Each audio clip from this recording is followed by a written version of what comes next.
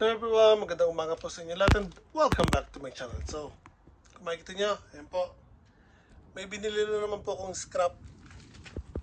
So, ito po ay isang compact plater or engine compactor. So, nabili ko po ito sa scrapan and wala po dito yung hinihila. So, bumili po ako ng tali at itong handle niya para dito sa hilahan. So, ito hindi ko alam kung aandar o hindi kasi again binili ko to as scrap, so hindi ko alam kung bininta to dahil natanggal na yung hilahan dito or may problema na dito sa motor. So risk po yun, pero sumugal pa rin po ako. So titingnan natin to. Una, lalagay ko muna tong tali para malaman natin kung may compression yung engine o wala. After that, yung carburetor lilinisin ko. And spark plug, bumili na rin pala ako ng bagong spark plug. So, saan ba yun? Papalitan natin ng bagong spark plug. Ito po. At titingnan natin kung mapapandar po natin. So, patong ko lang po dito sa table ko. And, umpisa na natin.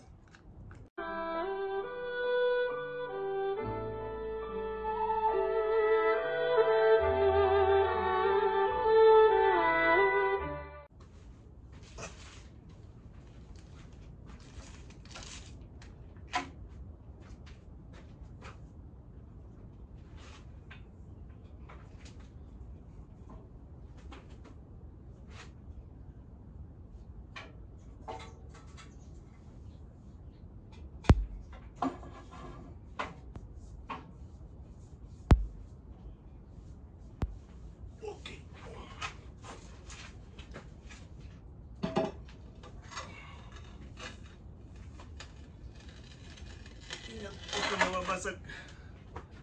Okay, so dahan-dahan ko lang pong inangat kasi marble po actually itong table ko dito. Iwasan ko mabasag.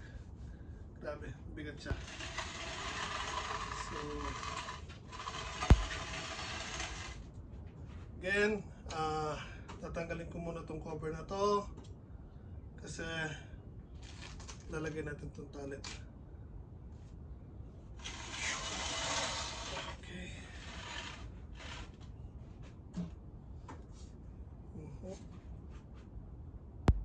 Tools.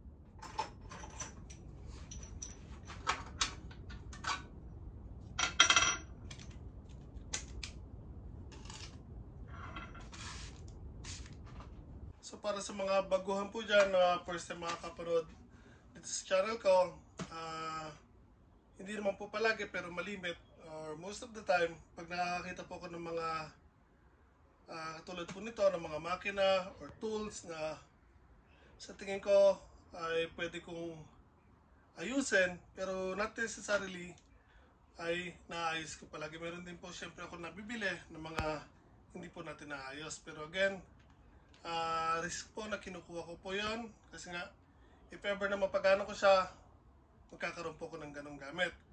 Kung hindi man, ayos lang, tatabi ko siya or i-scrap ko or pipiyasahan ko po siya. So again, ito po, nabili natin na scrap.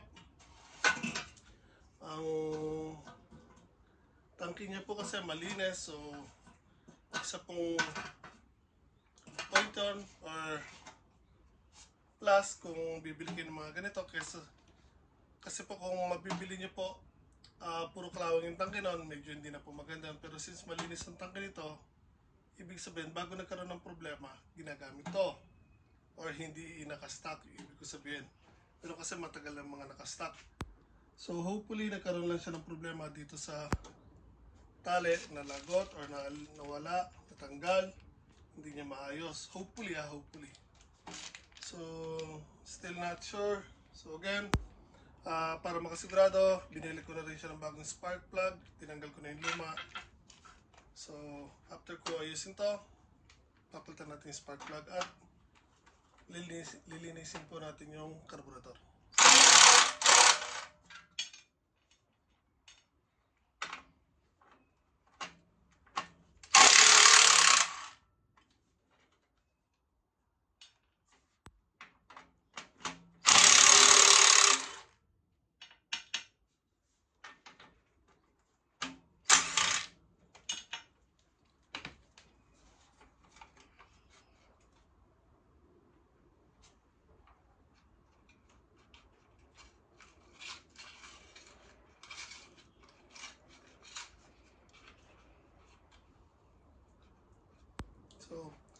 Ayun pa po yung tali, o yung dating yung tali.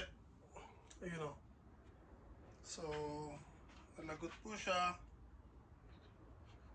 Tanggalin natin itong lumang tali. Yun po nalagot. So, now, papalitan natin ng bago. Sana after kung palitan ng bagong tali, umandar na agad. Wow, bilis naman. How I wish ganun lang kadali, no? So again, bubuhol lang din natin po to. So ibubuhol ko lang po itong tali. Ayan po. And hopefully hindi ito matanggal. Medyo delikado yun ah. Musod siya sa dulo, so pag ito natanggal, kailangan ko na naman baklasin siya.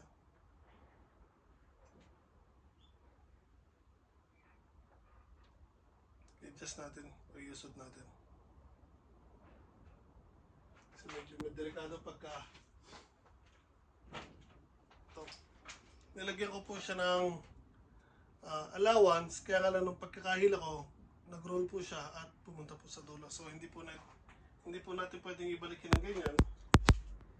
Kasi just in case na pag hinila natin at tatanggal yan, so kailangan mo na naman baklasin yan. So, trabaho. So, ulitin natin. Magkakabuhol.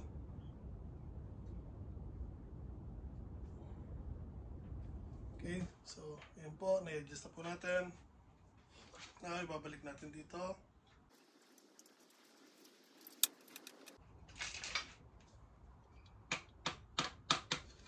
Pasok natin. And make sure lang na balik natin yung ayos. So, ito nga pala yung lumang spark plug na inalis ko. So, makita nyo po, itim na itim po siya. So, means hindi siya masyado nakakasunog ng gas. And probably sana, and hopefully sana, dito lang po yan sa spark plug lang. Kaya siya nagkaroon ng problema kasi may itim. And kung makita nyo po, yun na puro kalawang na kasi. So again, hopefully, minor lang po ang ayusin natin dito. Kung ko pa kasi gusto magkaroon ng ganito, kasi may balak ako na ilan mo. So balak ko po kasi na buhusan ng semento yung harapan ng bahay ko, yung parking ko. And kailangan ko ng ganito actually. Kung gugustuhin naman po, kaya naman pong pag-ipunin yung bago. Pero gusto ko lang i-try kung kaya kong ayusin to.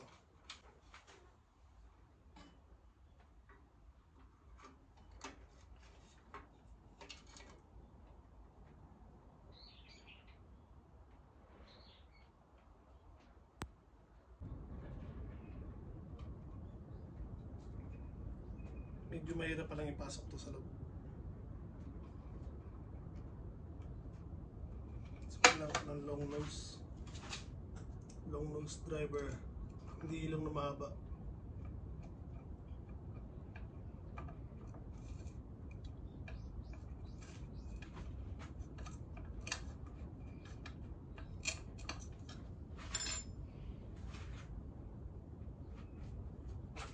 Nasa ng long nose driver ko.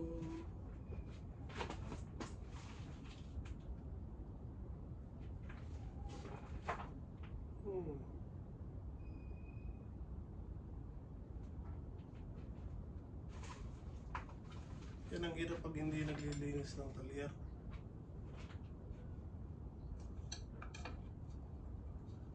Tapos pag hindi mo na kailangan, doon mo makikita. Diba? Sino sa inyo mga naka-experience na ng ganyan? Hanap ng tools pag kailangan nyo. Pero pag hindi nyo na hinahanap, biglang lilitaw.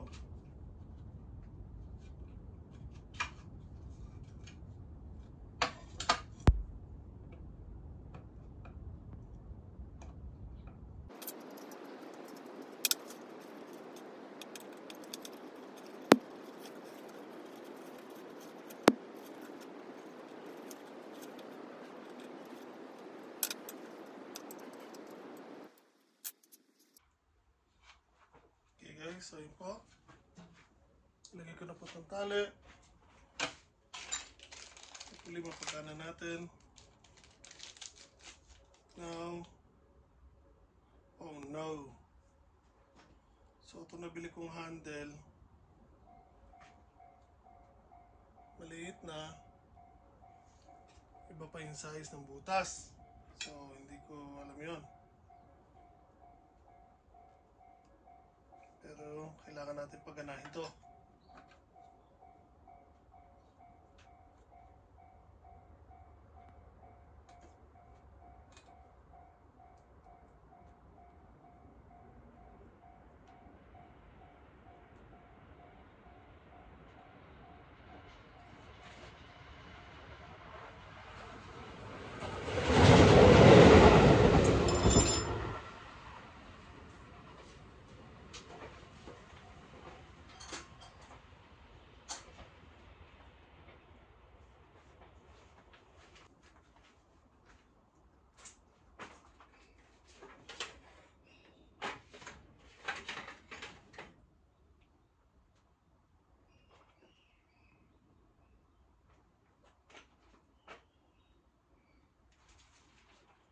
So tulad po ng sinabi ko,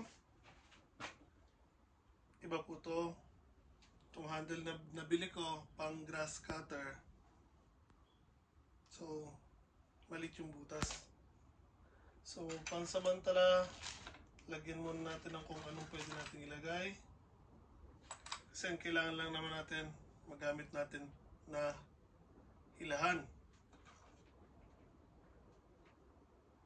So, lagyan ko lang ng temporary na handle. Tapos pag nakabili ulit ako, tapat ako ng panibago.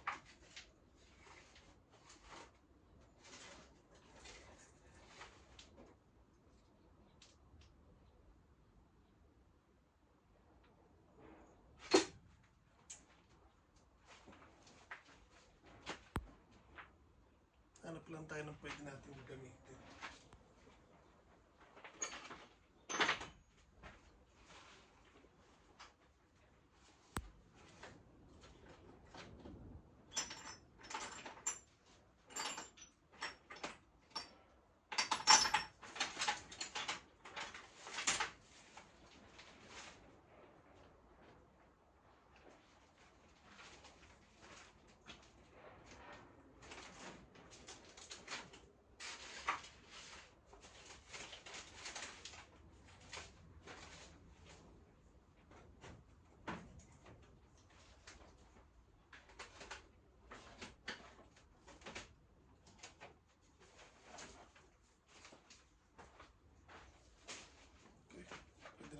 Maliit na screwdriver. Again, temporary handle lang po to. Para may check lang natin kung may compression o wala.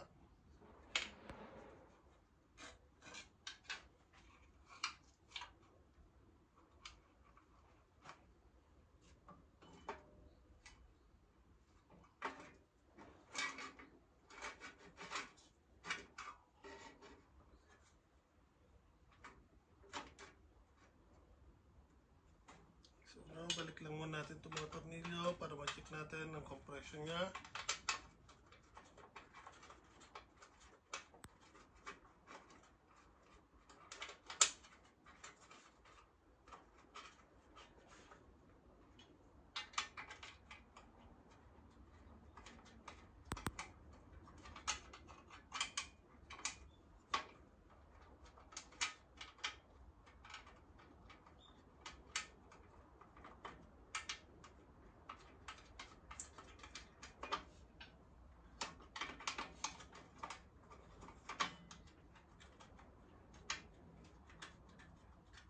So originally kulay dilaw po itong pintura ng engine na to. So sino man yung dati mayari nito pininturahan ng kulay itim. Kaya lang sa kuha ng pagkakapintura tumulo.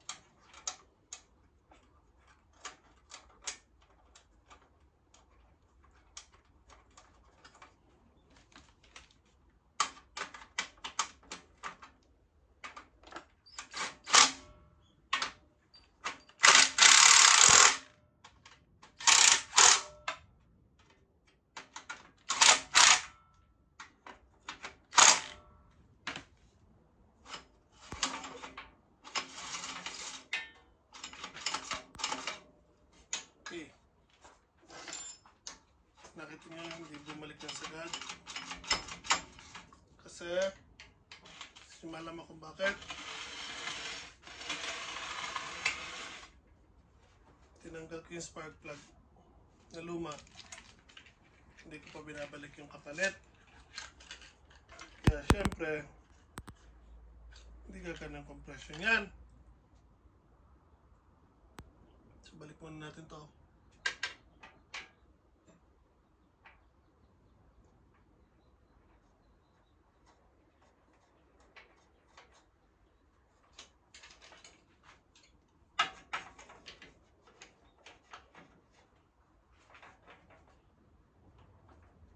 So pag magigipit kayo ng spark plug,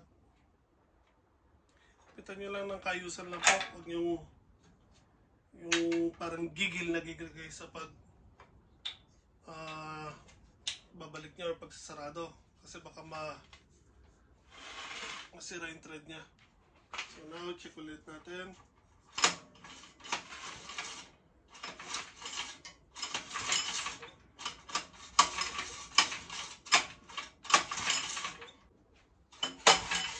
So may compression, kailangan ko ayusin na lang yung tali. So kailangan ko ulit siya buksan.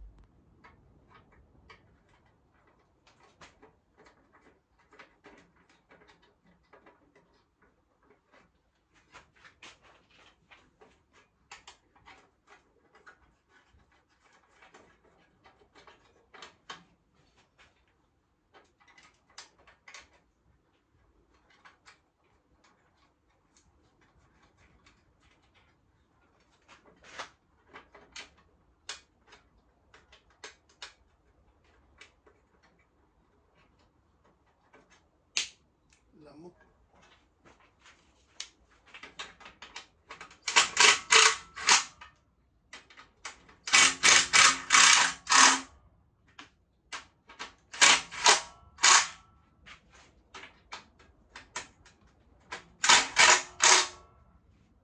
Okay.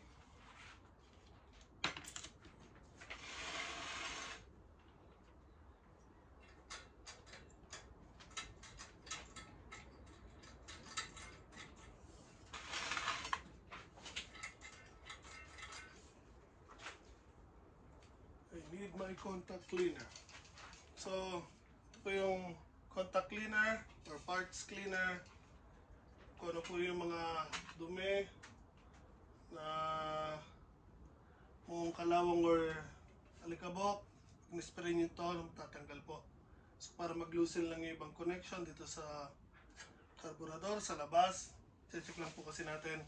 Lagyan ko ng konting gas.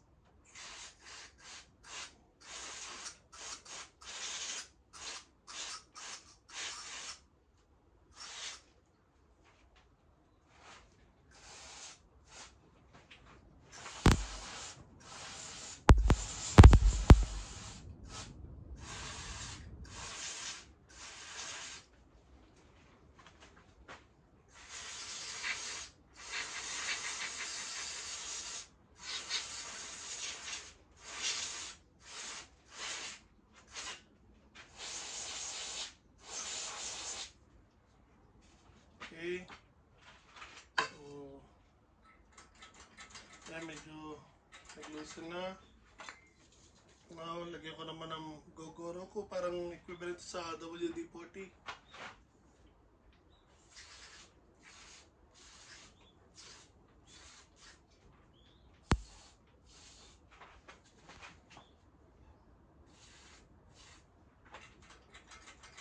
Para mas maging maalwa ng paggalaw nila.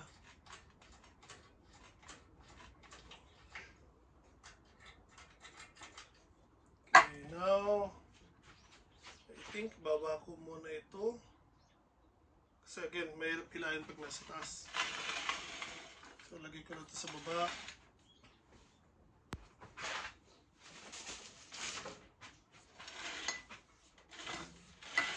Bang! Bigat po niya, promise! Okay! Slowly, but surely. Oh my God!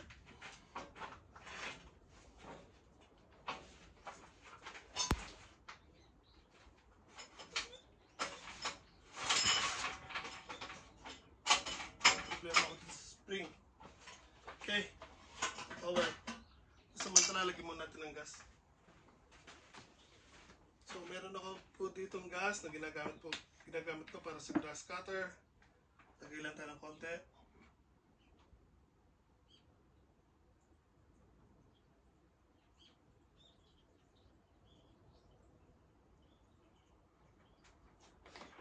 Okay, so tatry lang po kasi natin.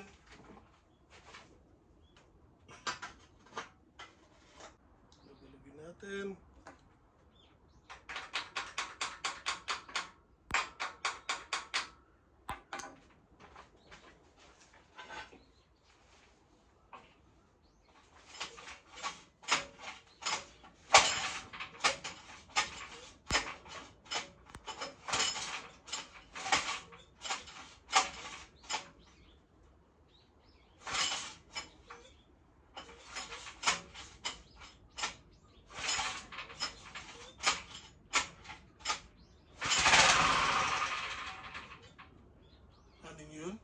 Narinig nyo?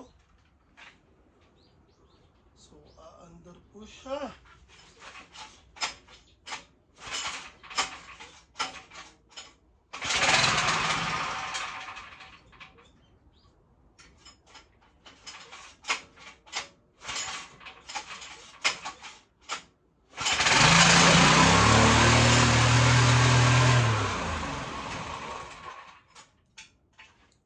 So, I think that was a success, mga kaibigan. So, means, hi! Mandar na po siya at aandar po siya. So, bakit namamatay? Kasi probably madumi yung karburador. So now, all I have to do is baklasin ang karburador. Linisin ng maayos sila, yung mga butas niya, needles, and share ko lang sa inyo. Actually, bumili ako ng maraming ito. Palinis po talaga ito ng mga karburador. Pwede ito sa bike, sa motor, carb ng motor, karburador ng sasakyan, at dito mga engine. So yun po, mga iba't ibang klase ng size ng panlinis ng needles. Mula sa napakaliit hanggang sa medyo mataba. Kasi nga again, malimit po tayo may ino-operahan ng mga engine dito. Makina or motor. So, pumili ako ng mga iba't ibang sizes para mas madali po maglinis ng mga yung butas ng carburetor, yung mga jettings niya, needles. So, I think ito yung pinakamaliit na butas. So, again, yun po. Hi! That was a big success, mga kaibigan. So, I think tapusin ko na po muna to dito. Gawin nating 2 parts ang video na to. So, part 1 po ito. Napanda na po natin yung compact plater po natin. And sa part 2, pakita ko sa inyo kung paano ko baklasin ang karburador, linisin po siya, at finally, papakita ko sa inyo kung paano ko siya mapaandar ng maayos. So, maraming salamat po for viewing and ingat palagi.